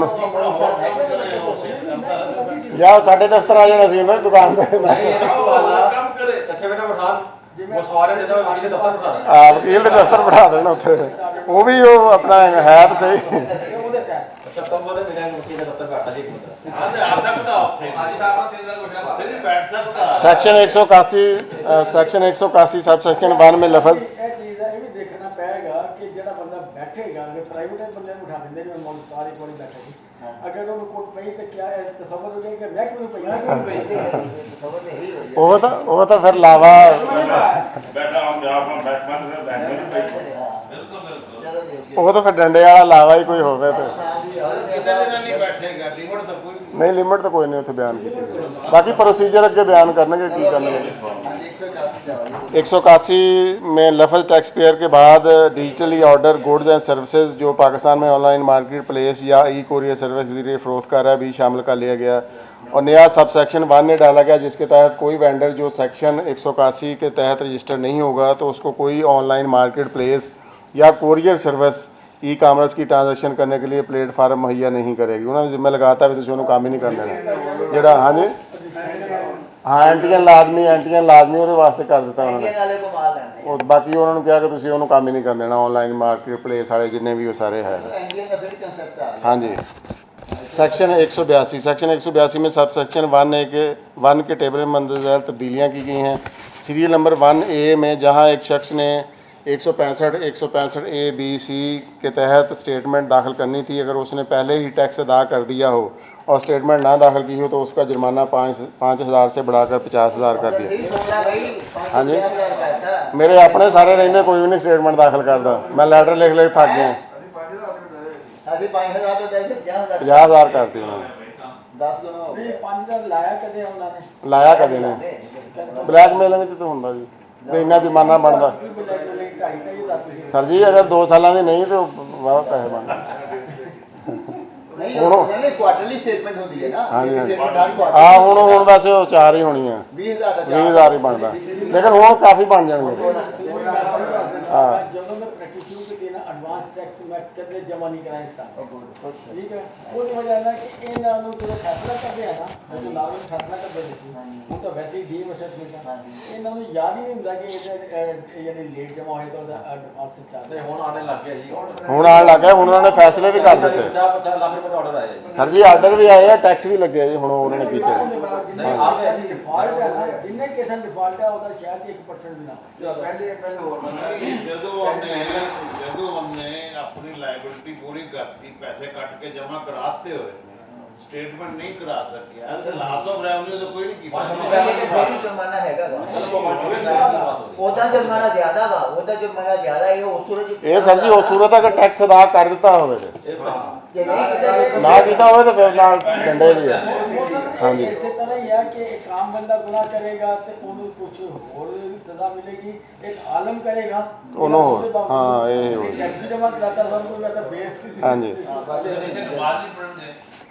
अच्छा जी, नई सीरियल 12B डालेगी जिसके तहत बैंकिंग कंपनी या पेमेंट गेटवे या ऑनलाइन कोरियर सर्विस प्रोवाइडर फरोख्त करना को अदायगी वक्त टैक्स कटौती नहीं करता तो उसको टैक्स का 100% जुर्माना होगा। जो नए वो बनाए हैं उनको अगर नहीं टैक्स कटौती करते तो 100% जुर्माना हाँ जी होगा। बिल्कुल ड्रैकोनियन लॉ है। अच्छा जी, कोरियर सर्वर वाले मार देता है। हाँ जी, वो मारता है। कह सकते कोरियर सर्वर वाले ने ड्रैकोनियन लॉ जी जी बिल्कुल सुनते हो पता है की चीज़ है? सुनते बहुत उधर किधर लगा जी मैं बाहर। ਦੱਸਦਾ ਇਹ ਕੋਈ ਅੱਜ ਤੋਂ 5-7 ਹਜ਼ਾਰ ਸਾਲ ਪਹਿਲਾਂ ਦੀ ਗੱਲ ਹੈ ਜੀ, ਕਿਸੇ ਜੀ। ਬਾਦਸ਼ਾਹ ਨੇ ਕਾਨੂੰਨ ਬਣਾਇਆ ਸੀ ਤੇ ਉਹਦਾ ਨਾਮ ਡਰੈਕੋਲਾ ਸੀ जी जी ਤੇ ਉਹਨੇ ਜਿਹੜਾ ਨਾ ਅਗਰ ਕਿਸੇ ਨੇ ਯਾਨੀ ਛੋਟਾ ਜਿਹਾ ਜੁਰਮ ਕੀਤਾ ਨਾ ਉਹਦੀ ਵੀ ਸਜ਼ਾ ਹੈ ਮੌਤ, ਵੱਡਾ ਜੁਰਮ ਕੀਤਾ ਕਤਲ ਕੀਤਾ ਉਹਦੀ ਵੀ ਸਜ਼ਾ ਹੈ ਮੌਤ। ਜੀ। ਯਾਨੀ ਹਰ ਜੁਰਮ ਦੀ ਸਜ਼ਾ ਹੈ ਮੌਤ ਹੁੰਦੀ ਸੀ। हाँ जी ਤੇ ਇਸ ਤੋਂ ਇਹ ਬੜਾ ਬਦਨਾਮ ਜਿਹਾ ਹੋਇਆ ਕਿ ਇਹਨੂੰ ਦੇਖੋ ਕੋਈ ਹਾਰਡਸ਼ਿਪ ਆ ਰਹੀ ਹੈ ਨਾ ਕਿਤੇ जी जी, ਇਹਨੂੰ ਡਰੈਕੋਲੀਅਨ ਲਾ ਕਹਿੰਦੇ ਆ ਕਿ ਡਰੈਕੋਲੀਅਨ ਲਾ ਹੈ। ये भी वही बस 100% हर बंदे से। अच्छा जी, अच्छा आगे इस सेक्शन के तहत 181 के तहत इनकम टैक्स रजिस्टर होने की ज़रूरत है। अच्छा यह भी सुनो जी, उस शख्स को 181 के तहत इनकम टैक्स ऑडियंस में रजिस्टर होने की ज़रूरत है। अगर वो नहीं होता तो उसको पहले डिफ़ॉल्ट पर 5 लाख और अगले हर डिफ़ॉल्ट पर 10 लाख जुर्माना होगा। और एंटीएन अगर नहीं लेंदा बंदा ऑनलाइन काम करने वाला उन्होंने भी जुर्माना। हाँ जी, उन्होंने नोटिस जाएगा पहले तो 5 लाख अगे फिर नोटिस देंगे फिर 10। ਉਹਦਾ ਹੋ ਸਕਦਾ ਨਹੀਂ ਵਰਤੀ ਨਾ ਹੋਵੇ ਜਿਹੜਾ ਬੰਦਾ और जादू ना होवे ਜਿਹੜਾ ਥੋੜਾ ਹੁਣ ਤੱਕ ਘਰ ਜਿਹੜਾ ਹੈ ਨਾ ਖਵਾਤੀਨ ਵੀ ਜਿਹੜੀਆਂ ਨਾ ਜਾਂ ਬੰਦੇ जी जी, हाँ जी कर रहा है। ਜਿਹੜੇ ਲਫਾਫੇ ਵਿੱਚ ਸੀ ਕੋਈ ਕੰਮ ਨਹੀਂ ਕਰਦੇ हाँ जी हाँ जी, ਉਹ ਆਨਲਾइन ਕੰਮ ऑनलाइन भेज रहे हैं स्टाक, ਆਨਲਾइन ਕੰਮ ਕਰਦੇ कपड़े पैक करके मंगवा लेंगे वो भी भेज रहे हैं। गलियां बाजारां च दुकानां बनियां। ਇੰਨੀ ਕੈਪੈਸਿਟੀ ਹੋਏਗੀ ਨਹੀਂ 5 ਲੱਖ की तो शायद 2 लाख नहीं वो 5000 वकील है वो कोई 2-2000 वाले वकील भी है वो ये तरकीब दो तो वकील को लावे ਅਸੀਂ ਇਹ ਨਾ ਗੱਲ ਕਰੀਏ ਕਿ ਹੁਕੂਮਤ 5 ਲੱਖ ਕਿਉਂ ਲਾਂਦੀ ਪਈ ਹੈ नहीं 5 लाख 500 ਵਾਲਾ ਵਕੀਲ ਵੀ ਬੈਠਾ ਬਾਕੀ ਭੈਜੀ ਇਹ ਟੈਨਸ਼ਨ नहीं 5 लाख से ज्यादा है। ਪਹਿਲੇ 2000 ਵਾਲਾ ਮੈਨੂੰ ਕਿਰਾਇਆ ਜਿਹੜਾ ਕਰ ਲਿਆ 2000 ਲੈ यार एंटीजन लैके देना ना उन्हें। ਜੋ ਵੀ ਐਡਿਨ ਮਿਲ ਜਾਓ हाँ जी, अच्छा ਇਹ ਤਾਂ ਸਾਰੇ ਬੈਠੇ ਨੇ 2000 ਕਚਹਿਰੀ ਕਰਦੇ section 231 A B, section 231 B bank में पैसे निकलवाने पर 0.06 अपना 0.6% से बढ़ाकर 0.8 कर दिया गया है। लाख मंगेंगे 600 से 800 कर देता हाँ जी, ਬਿੱਲ ਦੇ ਵਿੱਚ ਜ਼ਿਆਦਾ ਸੀ ਲੇਕਿਨ बाद हाँ जी फिर घट किया। हाँ जी, सैलरी टैक्स रेट के शेड्यूल साथ अटैच हैं अपना हाँ जी वो बाद वो पढ़ देना जो भी नाल लगे। हाँ जी हाँ जी, सेक्शन 7B, सेक्शन 7B में प्रॉफिट ऑन डेट्स पर टैक्स के रेट चेंज कर दिए गए। बैंक अकाउंट के प्रॉफिट पर 20% और जबकि कौमी बचत पर मुनाफे पर टैक्स 15% ही रहेगा। इसका टैक्स रेट बैंक वालों का 20% कर दिया गया। अच्छा आगे 236C और के रेट भी आगे हैं वो अटैच किए हुए हैं। आगे सेकंड शेड्यूल में पार्ट 1 में क्लास 8 और 9 ख़त्म कर दी जो पेंशन के मतलब पार्ट 3 में एक नई 3A डालेगी जिसके तहत फुल टाइम टीचर का टैक्स 25% रिबेट रिस्टोर कर दिया गया। इसमें वजाहत की गई है कि ये शेक 2022 से लागू होगी और 2025 तक लागू होगी, यानी कि 2025 का आखिरी साल है, फिर ये एंड भी हो जाएगी, सीज हो जाएगी। बस वो पिछले 2 साल का रिबेट उन्होंने दिता है जो मसला बनया सी उन्होंने। जी जी हाँ जी हाँ जी हाँ जी। आगे जी पार्ट 4 में एक नई क्लास 104A डालेगी जिसके तहत रहायशी और प्रॉपर्टी की फ़रोख्त पर हासिल होने वाले कैपिटल गेन सेक्शन 4C लागू नहीं होगा अगर प्रॉपर्टी पिछले 15 साल से ज़ाती इस्तेमाल में हो, 15 साल से उसकी वेल्थ स्टेटमेंट डिक्लेयर हो, रिकॉर्ड टैक्स कार्ड में ज़ाती इस्तेमाल के तौर पर ज़ाहिर हो, बशर्ते कि ये क्लास 15 साल में एक दफ़ा लागू होगी। हाँ जी वही है सेम क्लास 115 कीते 15 साल के गोशवारे ना को बंदा 5 साल पहले टैक्स गुजार बनया हो भी करे। 15 साल का रिकॉर्ड ही नहीं लगते थे। Class 104A 105A class 105A में तब्दीली की जिसके तहत अगर कोई शख्स पिछले 3 सालों में ऑडिट के सिलेक्ट हो गया दोबारा सिलेक्ट नहीं होगा। पहले ये मुद्दत 4 साल की थी। अच्छा आगे जी अपना टैक्स रेट सैलरी के टैक्स रेट चेंज कर दिए गए हैं। पहला जो है 6 लाख तक 0% है, 6 लाख से ऊपर 12 लाख तक 1% है। ये काफी घट किया। हाँ जी ये सैलरी के टैक्स रेट काफ़ी घटाते हैं। 12 लाख काम नहीं सैलरी। हाँ जी ਇਨੀਸ਼ੀਅਲ ਰੇਟ ਘਟਾਇਆ इनिशियल रेट हाँ ये बहुत घट किया मतलब थोड़ी 12 लाख सैलरी है तो 6000 साल का टैक्स देना। हाँ जी उधर 12 लाख तक 90,000 कितना बना? हाँ 90,000। हाँ जी, सैलरी वाले का तो बहुत थोड़ा घट गया। अच्छा, आगे फिर 12 लाख से 22 लाख तक 11% है, आगे फिर 22 लाख से 32 लाख तक 23% है, और आगे 32 से 48 लाख तक 30% है। Where taxable income exceeds 41 lakh, 48 lakh से ऊपर जो है वो 30% 35% है। जी जी। आगे जो provided pension received by individual वो जो था उसका 5% वो पहले बयान कर दिया गया। वो जो फार्मर एम्प्लॉयर से अगर कोई पेंशन लेगा 236C में तब्दीली से अब टैक्स के मंदरजा शरह से वसूल किया जाएगा जदाद की फ़रोख्त 236C जदाद फ़रोख्त करने वाले पर। अगर 5 करोड़ तक प्रॉपर्टी की वैल्यू होगी तो फाइलर के लिए 4.5%, लेट फाइलर के लिए गेन टैक्स पे जो लेट फाइलर के लिए 7.5%। मालियत से क्या मुराद है कि क्या वो मालियत है जो एक्चुअल कैश लेन देन हो रहा था या रजिस्ट्री वैल्यू, रजिस्ट्री वाली वैल्यू है। ज़्यादातर जो फालतू जो है वो अपन कैश है साथे बदले चेक नहीं लेंगे। हाँ जी, रजिस्ट्री चेक जमा फिर साबित हो जाए, फिर अपन साबित हो जाए तो फिर वो टैक्स लगेगा बाकी आपका रिकॉर्ड ही आ जाएगा। फिर तो एक कैश ट्रांजैक्शन इनकरेज करें। बस इतनी समझ लो, लेकिन गल ये है कि ये आपने रजिस्टर्ड हो रही है ना, ये निकाल हो रहा है 2 लाख इनवाइस ਦਾ ਕੈਸ਼ ਵਾਲੇ ਤੇ ਪਾਉਂਦੀਆਂ ਲਾ ਰਹੇ ਐ ਨੂੰ बस वो लेकिन ब्लैक में ऐसा रहता है। ਸਰ ਜੀ ਕਈ ਜਗ੍ਹਾ ਤੇ ਡੀਸੀ ਰੇਟ ਜ਼ਿਆਦਾ ਵੈਲਿਊ ਉਹਨਾਂ ਦੀ ਘੱਟ ਹੁੰਦੀ, ਉਹਨਾਂ ਨੂੰ ਵੀ ਟੈਕਸ ਇਸ ਹਿਸਾਬ ਨਾਲ ਹੀ ਭਰਨਾ ਪੈਂਦਾ। चलो अब ये ठीक हो गया। 5 करोड़ तक 4.5% filer, late filer 7.5%, non filer 11.5%। 10 crore तक 5% फाइलर और late filer 8.5%, non filer 11.5%। 10 crore से जायद 5.5%, लेट फाइलर 9.5% और नॉन फाइलर 11.5%। ये 236C में, हाँ जी हाँ जी, ये 236C के टैक्स रेट बढ़ा दिए उन्होंने और के उतने कम कर दिए। 236K में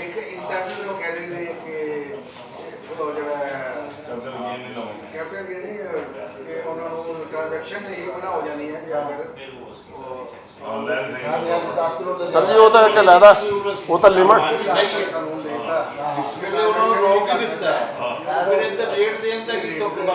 नहीं, अगर वो एलिजिबल हो जाएगा, अगर वो एलिजिबल हो जाएगा सफिशिएंट सोर्स ਉਹਦੇ ਕੋਲ ਹੋਣਗੇ ਫਿਰ ਇਹ ਰੇਟ ਅਪਲਾਈ ਹੋਣਗੇ। अगर वो एलिजिबल ही नहीं ਹੁੰਦਾ ਉਹਦੀ ट्रांजैक्शन ही नहीं होनी। हाँ बस वो लेट फाइलर तो उन्होंने हाँ जी, नॉन फाइलर तो ना होया। हाँ जी मैं करदा गल हाँ जी, नॉन फाइलर तो है ही नहीं वो, शायद वो कहना गोश वाला लेट होया हो फिर भी अगे लग सर जी लेट सर जी पिछले साल की रिटर्न एक बंदे ने दाखिल कर दी, पिछले साल की जोड़ा जिक्र है सारा पिछले साल का सफिशिएंट सोर्स के तो अगले साल की रिटर्न नहीं बंदा दाखिल करता, पिछले साल के डॉकूमेंट दे दिंदा, वो नॉन फाइलर तो हो जाएगा ग्रेड तो बाद, लेट फाइलर भी हो जाएगा।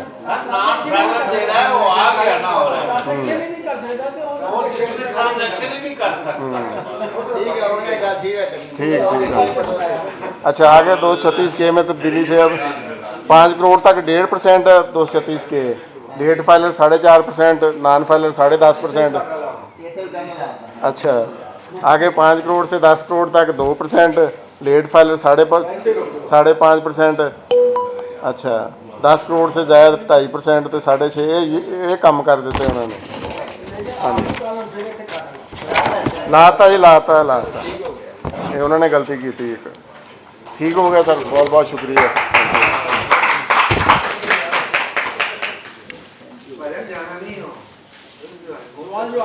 सवाल जवाब गाजी साहब आ रहे हैं।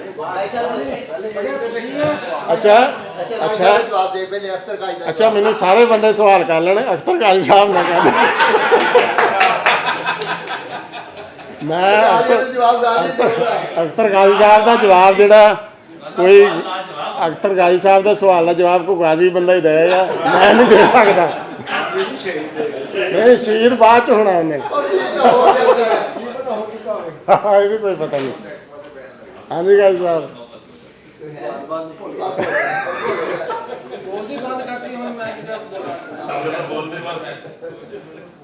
है भी कोई सवाल है चलो आ जाओ यार, सवाल की करना है। नेक्स्ट बंदा आ जाओ सर साहब। जी साहब आओ जी बुलाओ फिर जी। ਨਾਲ डिस्कशन हो गई है बाकी के नाल दी नाल हो गई इमरान साहब को बुला लेते हैं।